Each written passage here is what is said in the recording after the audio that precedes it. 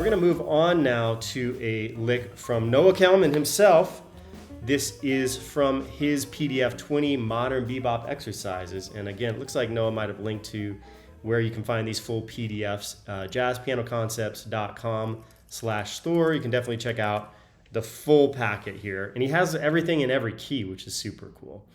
All right, so let's take a quick peek at that guy here. I have a 2-5-1 lick in C, which is great.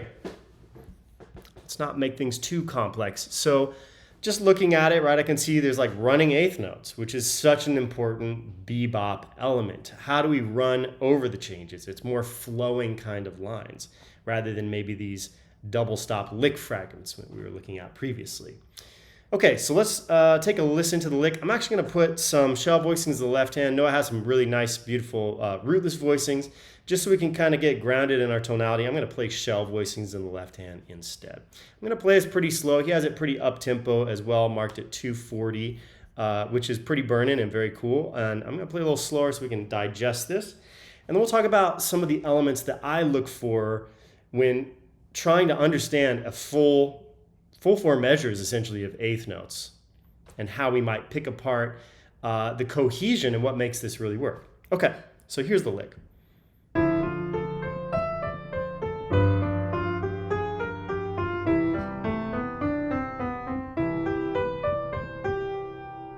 I played it pretty straight, I know. I wanted you to hear the notes rather than any sort of fancy articulations or fancy tempo. Play that for you one more time here, and we'll kind of look at each measure onto itself. So, all right, so I'm already seeing there's some, arpeggios. There's some skip notes. In other words, there's some scale to another arpeggio. Okay, another sort of larger leap downward. I'm also noticing that there's starting to be some non-diatonic notes here, A flat, B flat. Another leap. Okay, cool. So he's kind of doing this cohesive sort of like starting on a note and then leaping down in the G7 measure and the C major 7. Okay, there's those courtesy accidentals. Thank you for those, right? Because we had A flat and B flat. He's letting us know those are now back to natural. Okay. More arpeggiation. Okay. So that's my sort of next level of granularity is what is sort of the shape of this line, even if I'm not exactly aware of everything that's going on. We basically have scales, arpeggios, which would typically be, third based in a lot of this music, so skipping every other note in the scale. We can see there's a lot of that. We start with adjacent notes, okay, and then we do an arpeggio. Let's see what that arpeggio is off D. Okay, so we have a third of D, a fifth, a seventh, and a ninth. Okay, so we have this 3-5-7-9 arpeggio. Super, super classic bebop vocabulary. The beboppers got away from playing down in the chord, playing the root 3-5-7. They started getting into the 3-5-7-9 or even the 5-7-9-11. Getting into those upper extensions or upper parts of the chord. So we can see Noah's starting to do that here. And he's varying it so nicely when you have an arpeggio and then you come down a scale. So that has a nice sound to it. Cool, then we land, we connect by another whole step here and a leap. Okay, so now we have a leap down. Hey, Noah here. Just want to let you know really quick that most of the content you're actually seeing on this channel is coming from completely free masterclasses that we've been holding. So if you actually want to join and be a part of those masterclasses, again, it's totally free. Click one of the links in the description that will give you access to free resources, free courses, and of course the free masterclasses. And as soon as you're on the email list, you will be one of the first people to know when we are holding these masterclasses. And on top of that, you get lots of free sheet music and videos and resources as well. So highly recommend you sign up. You can also join our free online community, which is in Discord, in a server there. So you can click the link down there for that as well. And we are on there interacting, hanging out, giving people feedback and advice, as well as on the free masterclasses, Zoom hangs, and feedback sessions. So again, highly recommend you get signed up, and I will see you there. And one of the things I'm starting to note when I look at bebop is the same really, they said Charlie Parker was like the Bach of bebop. If you look at the techniques and the way that they outline chords, even if I didn't play the chords in the left hand, you would hear pretty much everything you needed to in the right hand.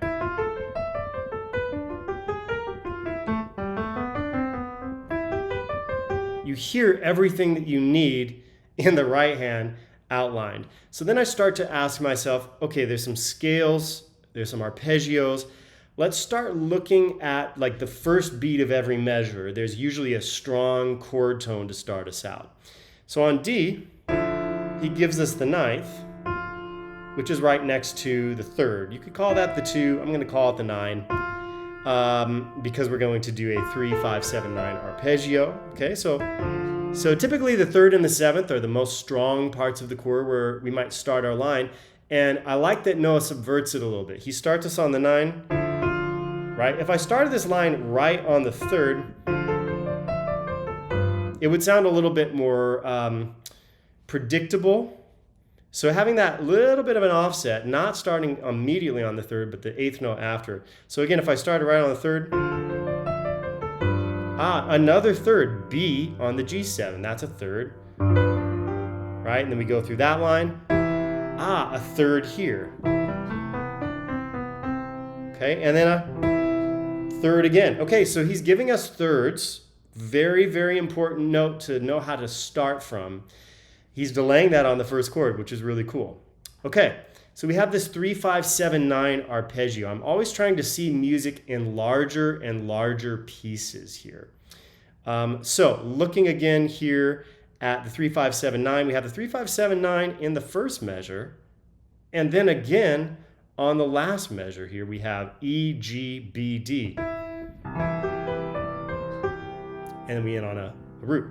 So thirds are very important to this line. Learning how to start your lines off of thirds, very important. So I might just figure out how to do 3, 5, 7, 9 on every single arpeggio or every single chord.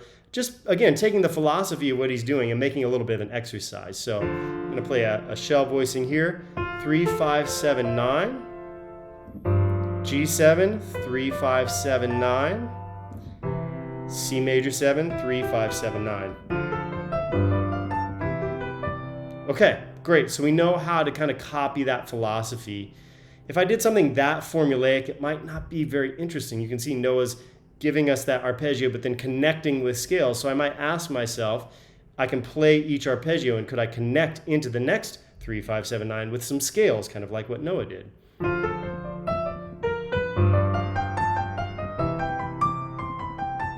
Try that one more time.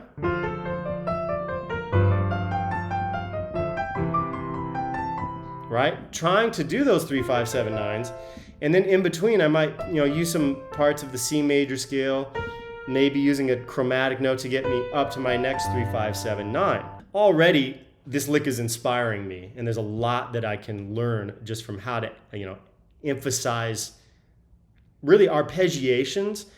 And whenever we use one technique too much, then we want to balance it out with another technique. So scales, the first lick, right? He comes down from that 9, root, 7, another skip note, and then he connects us into smoothly from here to a 3rd, right? That's another thing. I could even back off and make this simpler and simpler to my level of understanding and comfort, or maybe just 5 to 10% outside of my comfort zone. I always aim for 5 to 10% outside of my comfort zone. I could start super basic and just play the 3rd of each chord. 3rd on G, 3rd on C. Then I could start, connecting.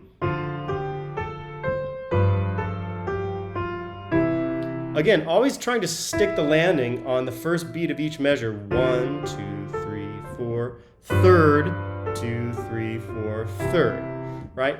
This is not nearly as interesting as Noah's line, but it does help us to navigate the changes in a way that is understandable. Even if I took the left hand out, the right hand outlines harmonies in a way that gives us a feeling of cadence and tension and resolution. And that's what's so great about this line particularly. It outlines the harmony. The left hand in bebop, in piano is unfortunately a little secondary until we get a little bit later on and people start, doubling the lines in their left hands, or even playing, Brad Melda like counterpoint and things like that in our left hands. We'll see that in the next example, but that is, some of the aspects of this solo. One other aspect, and then I want to let the composer talk about this line, Noah. One last aspect is I look at non-diatonic notes. So we looked at the shape generally. I try to start general and then zoom in. So the shape, okay, there's some up, there's some down, there's some skip notes, there's arpeggios, there are leaps, and there are scales where the notes are adjacent by a half step or whole step. The one other thing I'll look, because this is a diatonic chord progression, 2, 5, 1. In the second measure, I know I don't have the music up here, we have an A flat, which is the flat 9, and a B flat, which is the sharp 9. So he's implying some alterations to give us a little bit of attention on the 5 chord. So then I might figure out, okay, if I'm playing diatonically, but then I get to my 7 chord, that root, which is G7, I might play the flat 9 and the sharp 9 just for a little bit of attention. So I'll play something over D that's maybe a 3, 5, 7, 9. Okay, tension notes. Because the 5 chord takes us far afield and then we land on 1, when we're way out here on our 5 chord, we can get tense. It's already a tense chord. That's our resolution chord. We can build that tension more with some of those altered tones, and that gets us into other scale choices. Of course, we have the altered scale.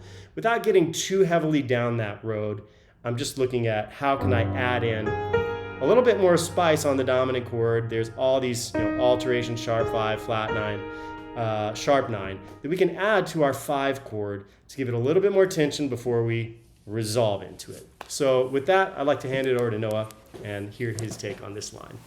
Yeah, for sure. So first of all, in terms of, just exploring the line, wonderful job, Matt, wonderfully said. So one thing that I would like to add is basically, how can we actually embellish this line? So I wrote it very, very straight, simple, and I would say rhythmically basic, right? It's basically just eighth notes. Actually, it's literally just eighth notes. So some embellishments that we could do that would be actually very common and idiomatic to bebop would be things like, instead of, we could do 1, 2, 3, 4.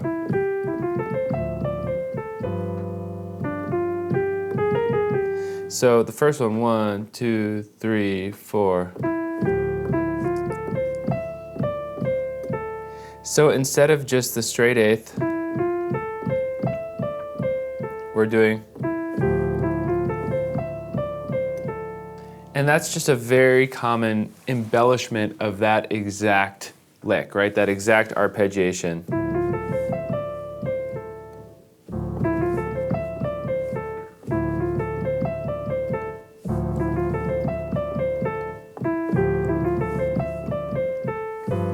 And then, when we get here, instead of doing just, we can do, so that's a triplet, right?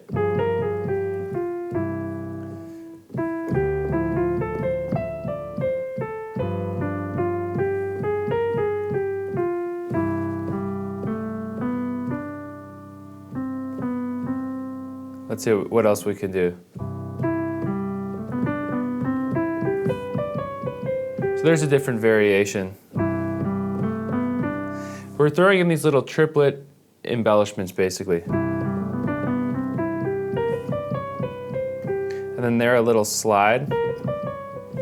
So now instead of, sorry, so here's the original lick.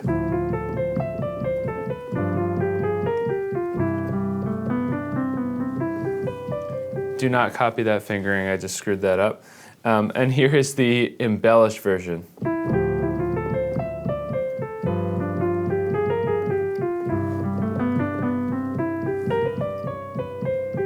At the end, you could even do a little 16th note embellishment. Very, very classic and in line with jazz language.